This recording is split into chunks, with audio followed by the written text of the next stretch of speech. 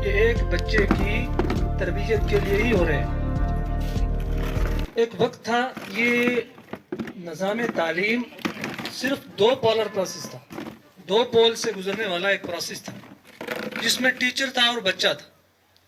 जब ये process commercial नहीं था, जब ये निज़ाम तालीम को पढ़ाता था, बच्चा टीचर के घर जाता था, उसकी खिदमत करता था, वहां से आलिम बनता था, फाजिल बनता था और घर आ जाता था।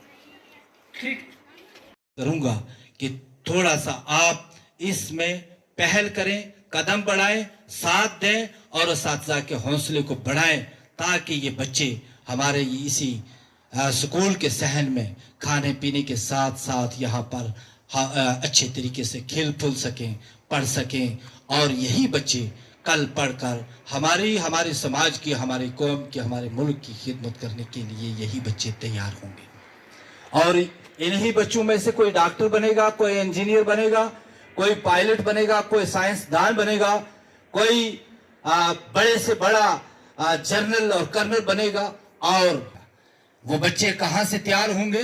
वो इसी आंगन से, जिसको हम एक तरफ रखकर ये समझते हैं कि ये सरकारी माल है, ये जो सरकार ने हमें दी, हमारे बच्चों के लिए दी, हमारी कौम के लिए दी, ये हमारा सरमाया है।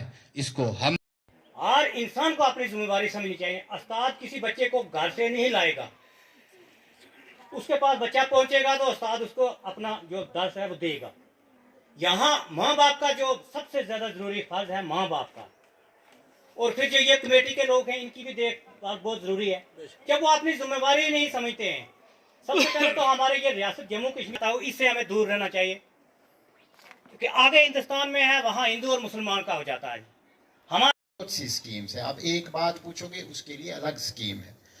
मतलब ऐसी चीज़ें आ चुकी हैं कि अगर हम कोई कह रहा है कि हम चलो हमारा वक्त निकल गया है कि अब हम उस वक्त तालीम हासिल नहीं कर पाए, तो आप कोई उम्र दराज है वो सीखना चाहे तो उसके लिए सारे दरवाजे खुले हैं, क्योंकि सीखने के लिए जो है कोई उम्र नहीं है, उसमें कोई शर्म की बात नहीं है। हम भी सीख रहे हैं, हम सीखते रहेंगे। इंग्लिश में, हम अंग्रेजी में कहते हैं, एक फ्रेज यूज होता है, वॉम्ब टू टॉम्ब।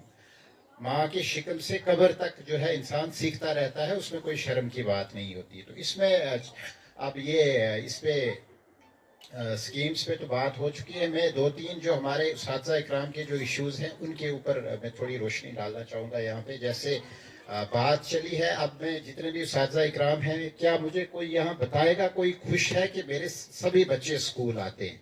काम लेने पे आती है, उसने वो काम आपसे लेना ही लेना है। तो ये शुरुआत है एसएमसी को एम्पावर करने की, ये पहला स्टेप है। अब आने वाले टाइम में एसएमसी बहुत एम्पावर हो जाएगी, उसके पास बहुत सारी, अभी एग्जांपल चल रही थी कि गुजरात और में एसएमसी रिकमेंड करती है, उसके बाद किसी टीचर की ट्रांसफ़र होती है। अगर एसएमसी लिख के नहीं देती तो टीचर की ट्रांसफर्स भी नहीं हो रही हैं। वही टाइम यहाँ पे आने वाला है। तो जितना जल्दी हम अपनी कम्युनिटी को, अपने एसएमसी मेंबर को जानकारी देंगे इन सब पॉलिसीज़ की, उतना ही हमारे लिए ये आने वाला वक्त जो है वो फ़ायदेमंद रहेगा। मैं तो ये कम्युनिटी जो है या एसएमसी, इसको हम दो हिस्सों में डिवाइड करके चलते हैं। एक रोल है टीचर्स का, एक रोल है हमारे कम्युनिटी के मेंबर्स का। उसमें चाहे वो पीआरआईज हों, सरपंच हजरात हों, पंच हजरात हों, या उसके बाद पेरेंट्स हों, जो हमारे स्टूडेंट्स हैं उनके पेरेंट्स हों, वो सब इसका हिस्सा हैं। उस्ताद जितने भी हमारे टीचर्स यहाँ पे प्रेजेंट हैं, उनसे हमारी ये रिक्वेस्ट है कि वो एसएमसी कमेटी जिस वक्त भी बनाते हैं, ये जो अडल्ट एजुकेशन है वो बंद हो गया था, दोबारा से ये स्टार्ट हुआ है। इसको NILP कहा जाता है। ये एक नई स्कीम है।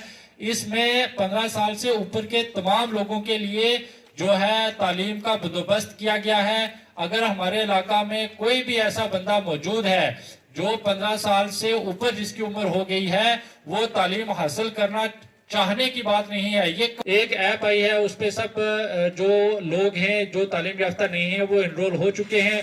सारे टीचर जो है घर जाए, चाहे वो लोग उनके घर आ जाए, जैसे भी वो सूटेबल रहेगा, उन लोगों को भी तालीम देनी है। उन लोगों को भी इस काबिल बनाना है कि वो अपना नाम लिख सकें, वो जब बैंक में जाएं अपना फॉर्म खुद भर सकें, वो साइन करके अपना पैसा निकाल सकें। जहाँ भी जरूरत पड़े तो उनको साइन करना जो है वो आता रहे, और बेसिक चीजें जो है एजुकेशन की वो सारी उनको पता हो।